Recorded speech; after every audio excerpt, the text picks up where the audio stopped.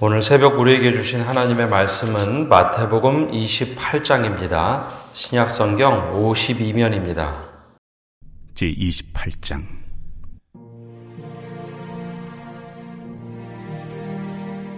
안식일이 다 지나고 안식 후 첫날이 되려는 새벽에 막달라 마리아와 다른 마리아가 무덤을 보려고 갔더니 큰 지진이 나며 주의 천사가 하늘로부터 내려와 돌을 굴려내고 그 위에 앉았는데 그 형상이 번개 같고 그곳은 눈같이 희건을 지키던 자들이 그를 무서워하여 떨며 죽은 사람과 같이 되었더라.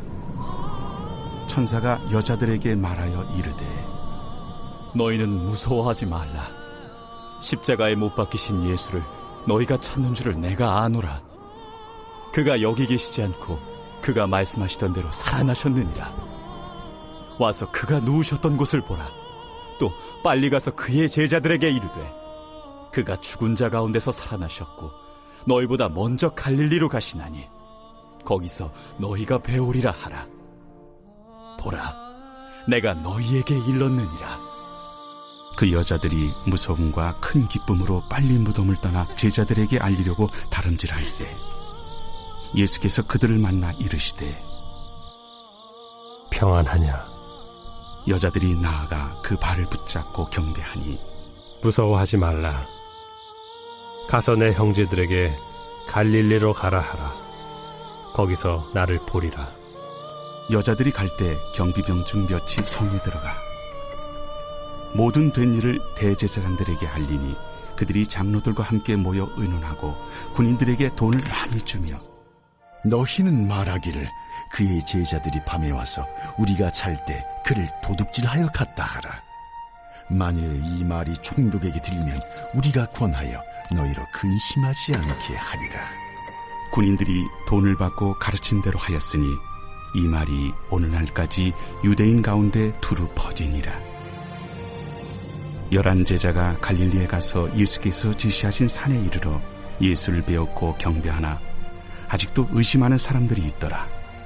예수께서 나와 말씀하여 이르시되 하늘과 땅의 모든 권세를 내게 주셨으니 그러므로 너희는 가서 모든 민족을 제자로 삼아 아버지와 아들과 성령의 이름으로 세례를 베풀고 내가 너희에게 분부한 모든 것을 가르쳐 지키게 하라.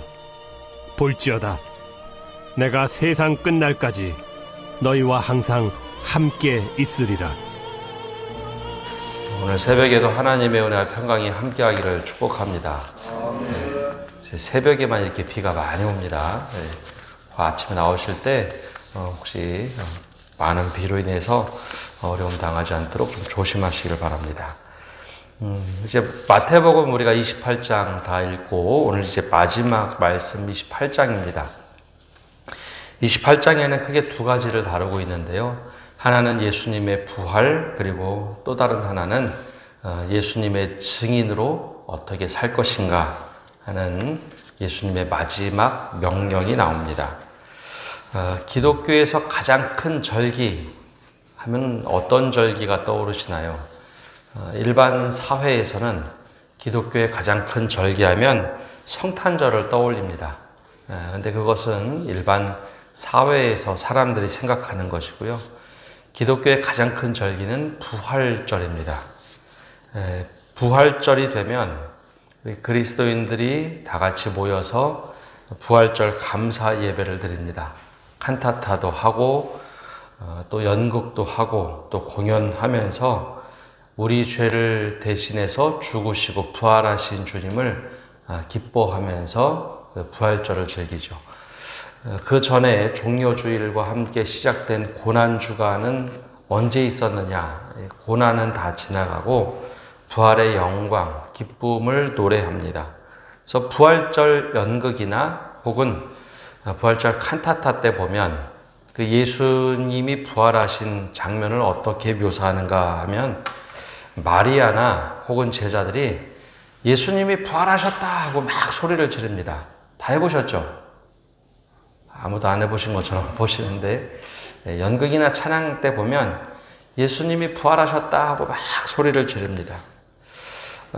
이뿐 아니라 부활을 믿지 못하는 사람들에게는 왜 부활을 믿지 못하느냐라고 우리가 강조하면서 부활의 중요성을 강조합니다. 그런데 정말 복음서에 기록된 예수님의 부활을 그렇게 그려냈을까요? 우리는 이제 부활절을 지키면서 그 이후에 이미 알고 있는 사실에 대해서 확증하기 때문에 그렇게 하지만 실제로 예수님의 부활을 기록한 성경은 그렇게 기록하지 않았다는 겁니다. 이 복음서를 기록할 때, 즉 후대에 예수님이 죽으시고 부활하시고 승천하신 이후 30년 정도 지나서, 빠르게는 30년, 늦게는 거의 한 60년 정도 지나서 이 복음서를 기록할 때 어떻게 예수님의 일대기의 부활을 기록해야 사람들이 믿을 수 있을까? 어떻게 기록해야 사람들에게 그 믿음을 심겨줄 수 있을까? 예수님의 부활을 증언할 수 있을까? 아마 굉장히 고민했을 겁니다. 놀랍게도 사복음서의 예수님의 부활을 기록한 내용들은 최대한 감정을 절제해놨습니다. 막 흥분해서 예수님이 부활하셨다, 막 큰 감정을 드러내지도 않고 전혀 미워하지도 않더라라는 겁니다. 너무나 담담하게 예수님의 부활의 그 정황들을 소개만 합니다. 굉장히 담담하게 소개합니다. 이렇게 하면 예수님의 부활을 잘 믿겠지, 화려하게 꾸미지도 않았고 묘사하지도 않습니다. 담담하게 그려놓습니다. 왜 그럴까요? 사실이라는 것, 진리라는 것은 화려하게 꾸미지 않아도 내가 직접 경험하고 내가 체험한 것은 그냥 담담하게 이야기만 해도 진리가 전달이 되고 사실이 전달되기 때문입니다. 오히려 소설이라는 것, 소설처럼 화려하게 미화하는 이유는 생각을 정리해서 쓰기 때문입니다. 근데 이 사실이라는 것, 진리라는 것은 굳이 화려하게 말하지 않아도 정확하게 사실만 전달하면 사실은 사실로서 가치가 있기 때문입니다. 그렇다면 예수님의 부활을 어떻게 묘사했을까? 어떻게 기록하면 좀 정확하게 사람들이 믿을 수 있을까? 28장 1절을 보면 이렇게 시작을 합니다. 안식일이 다 지나고 안식 후 첫날이 되려는 새벽에 막달라 마리아와 다른 마리아가 무덤을 보려고 갔더니, 안식일이 다 지났다. 토요일이 지나고 주일 새벽이 됐습니다. 막달라 마리아와 다른 마리아가 무덤을 보려 갔더니 2절과 4절까지 나오는 말씀을 보면 주의 천사가 내려와서 그 무덤을 막고 있던 돌을 굴려냈고, 그리고 그 천사들의 옷이 너무 눈과 같이 희었고 그 지키던 자들이 그를 무서워했다. 즉 천사들을 무서워하며 떨며 죽은 사람과 같이 되어 있었다. 이게 이제 바로 정황입니다. 부활하셨다는 것을 예수님이 이런 모습으로 이렇게 부활하셨다가 아니라 그 정황을 소개를 합니다. 근데 예수님의 부활을 어떻게 묘사했는가? 제일 핵심은 우리도 믿지 못했답니다. 이 복음서를 기록했던 제자들, 그리고 복음서에 나오는 모든 사람들, 제자들 어느 누구도 예수님의 부활을 믿지 못했다가 핵심입니다. 복음을 듣고 있는 여러분들도 믿지 못하겠지만 우리도 원래는 예수님의 부활을 믿지 못했다. 그래서 이 무덤을 지키는 자들도 두려워 떨었고, 막달라 마리아와 다른 마리아도 이 장면을 보고 나서 같이 무서워합니다. 왜 무서워했는가? 천사들이 나타나서 천사들을 봤기 때문에도 무서웠지만, 사실 막달라 마리아와 마리아가 이곳에 간 이유는 예수님이 십자가에 달려 죽기 전 말씀하셨던 것, 내가 고난을 받고 죽은 후에 3일 후에 부활하리라, 이 말씀을 믿어서 여기에 간 게 아닙니다. 제자들은 이미 다 도망갔고 막달라 마리아와 다른 마리아는 예수님의 시신이 어떻게 되어 있는가 궁금해서 이 자리에 간 겁니다. 그러니까 어느 누구도 예수님이 하신 말씀을 귀담아 듣고 마음속에 고이 간직하고 무덤을 찾아간 사람이 없다는 거죠. 시신이 어떻게 됐는지 궁금해서 이 자리에 갔을 뿐입니다. 우리도 믿지 못하고 어느 누구도 제자들도 믿지 못했다. 여러분들하고 똑같았다. 그리고 무덤을 지키던 군인들이 얼마나 창백하게 사시나무 떨듯이 떨었는가 그 모습을 보고 있는 겁니다. 이 군인들은 그럼 왜 무서웠을까요? 천사들이 돌을 굴렸던 것 그 하나 때문에 무서운 것이 아니라 시신이 사라졌기 때문입니다. 자신들이 지키고 있던 예수님의 시신이 사라졌기 때문에. 그럼 사라진 것을 무엇이라고 표현할 수 있을까요? 그래서 이 먼저 알았던 것은 이 군인들입니다.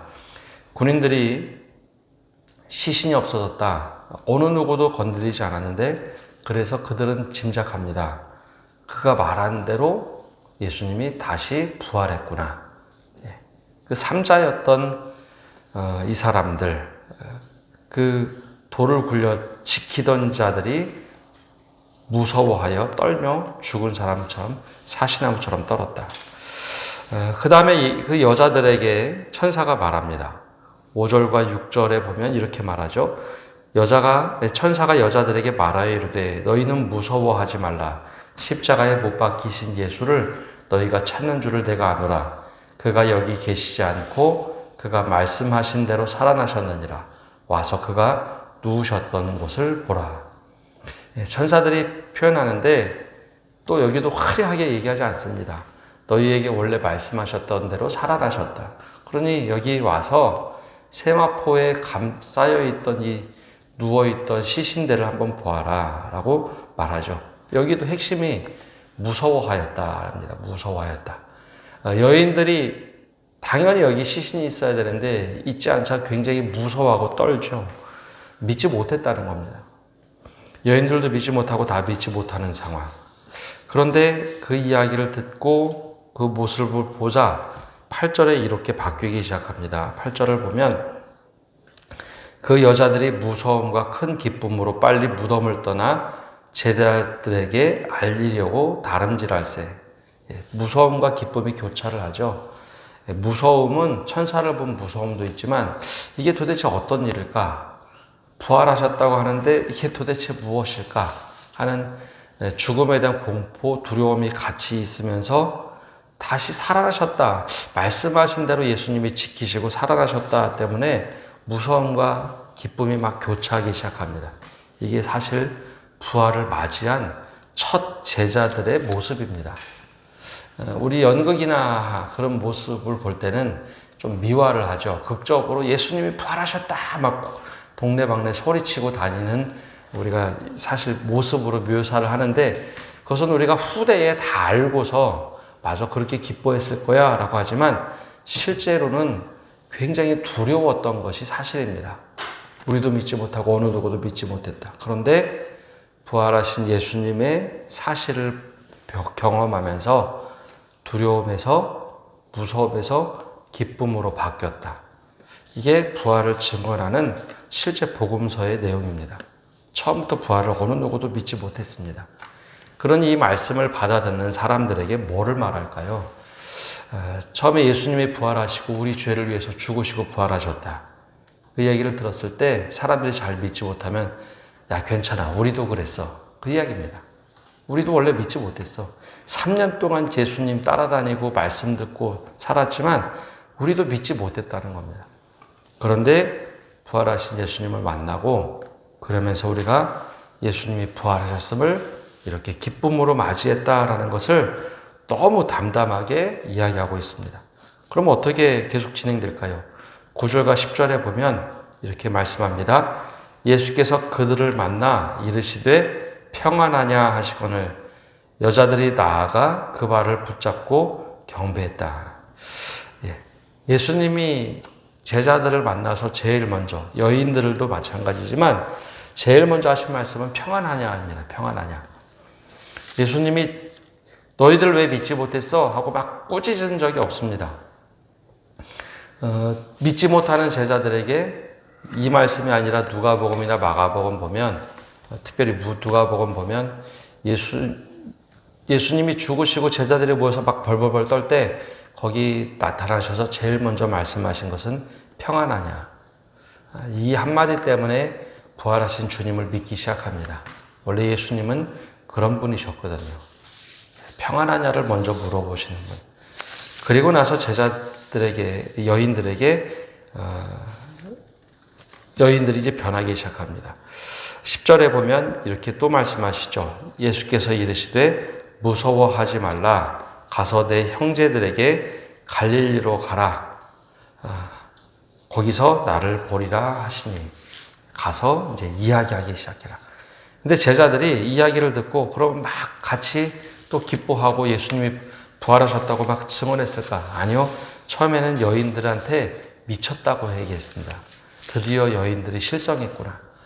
제자들이 여전히 예수님의 부활을 믿지 못했다는 겁니다. 그래서 여기서 핵심은 우리들도 믿지 못했지만 부활하신 주님을 만나고 나서 우리가 이제 부활을 증언하기 시작했다. 이게 사실이라는 겁니다. 우리 생각에는 예수님의 부활을 막 묘사하고 미화하면 사람들이 믿을 것 같죠? 그렇지 않습니다. 사실만 정확하게 얘기해도 믿더라라는 거죠. 근데 여기 이제 11절부터 15절까지 나오는 것은 좀 다른 이야기입니다. 부록처럼 들어온 건데, 이후에 예수님이 부활하신 이후에 유대인 사회에 퍼진 소문이 있습니다. 경비병들이 분명히 예수님의 시신이 사라진 것을 보고 사시나무 떨듯이 두려워하면서 이 일을 누구에게 가서 먼저 얘기했는가 하면 대제사장에게 가서 이야기합니다. 죽었던 예수가 부활했다. 그러자 대제사장이 돈을 주면서 밤에 제자들이 와서 시신을 훔쳐갔다라고 소문을 내라. 이 소문 나면 감당이 안 되니까 이런 소문을 내라. 그래서 그 소문을 내고 보니 15절에 이렇게 기록되어 있죠.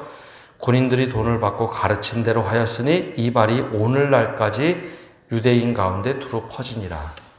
오늘날이 언제일까요? 이 말씀이 기록된 65년, 주후 65년에서 약 90년 사이입니다. 사람들은 그 거짓 소문을 그렇게 믿더라.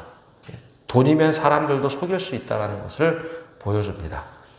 그리고 나서 이제 예수님께서 부활하신 주님께서 두려움에 떨던 이들에게 이제는 말씀하기 시작합니다.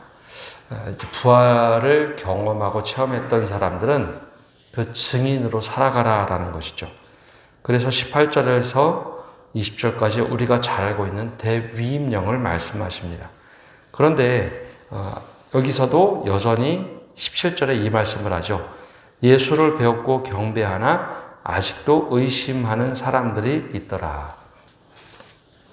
초대교회도 예수님의 부활을 의심하던 사람들이 있었기 때문에 이 말씀을 이야기합니다. 여러분들이 아직도 의심하고 있지. 우리도 원래 의심했던 사람들이야. 괜찮아. 좀 더 지나면 믿게 될 거다라고 강조를 하고 있죠. 부활을 믿는 사람들이 예수님의 증인이 될 수 있는 겁니다. 예수님의 부활을 믿지 못하고 어느 순간에 우리가 죄사함에 예수님이 죽으시고 부활하셨다가 아니라 예수님이 우리의 죄를 위해서 죽으셨어. 그것만 믿는 사람들이 의외로 많습니다. 나를 용서해 주시고 나를 용납해 주셨다. 그것만 믿는 사람들이 많은데요. 가장 중요한 것은 부활신앙입니다.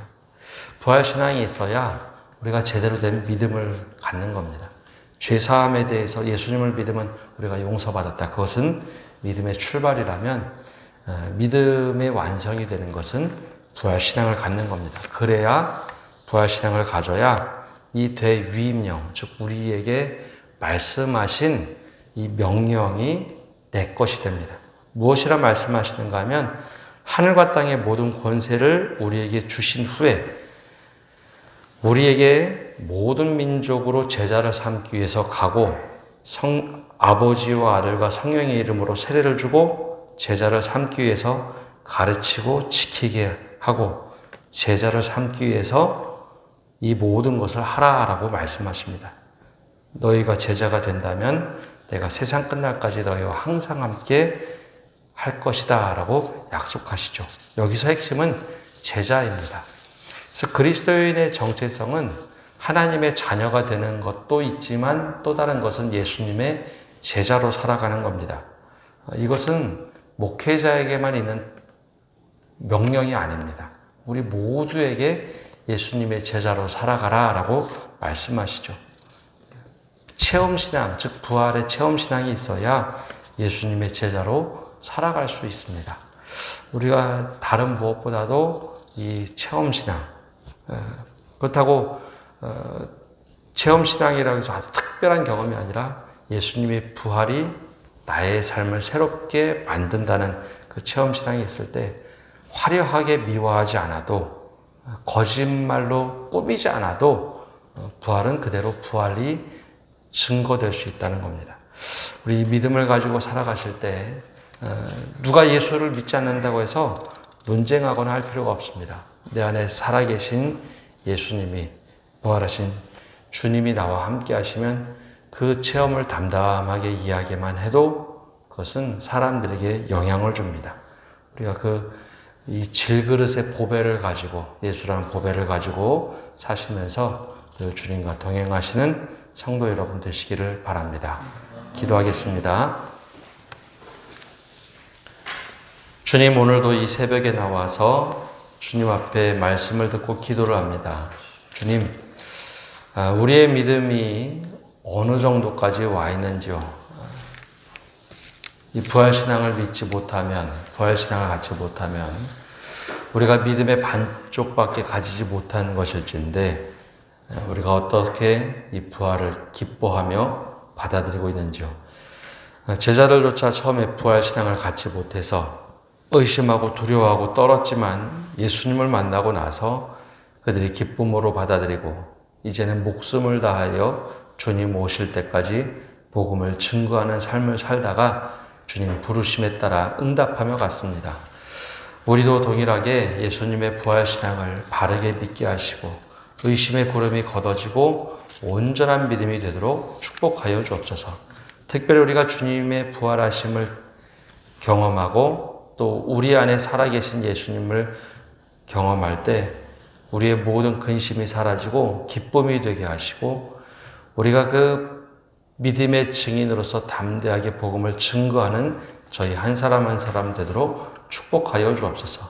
더 나아가서 우리가 주님의 제자의 삶을 살도록 축복하여 주시고 모든 사람을 제자로 만들 수 있도록 복음의 열정을 허락하여 주옵소서. 사람들에게 다가가고 복음을 증거하고 또 복음을 증거하는 삶을 통해서 또 다른 제자를 만들 수 있는 그러한 믿음 갖게 하여 주옵소서. 이 새벽에도 주님께 온전히 기도하며 나갈 때 주님 우리와 함께 하심의 은혜를 경험하게 하여 주옵소서. 이 모든 말씀 예수님의 이름으로 기도합니다. 아멘.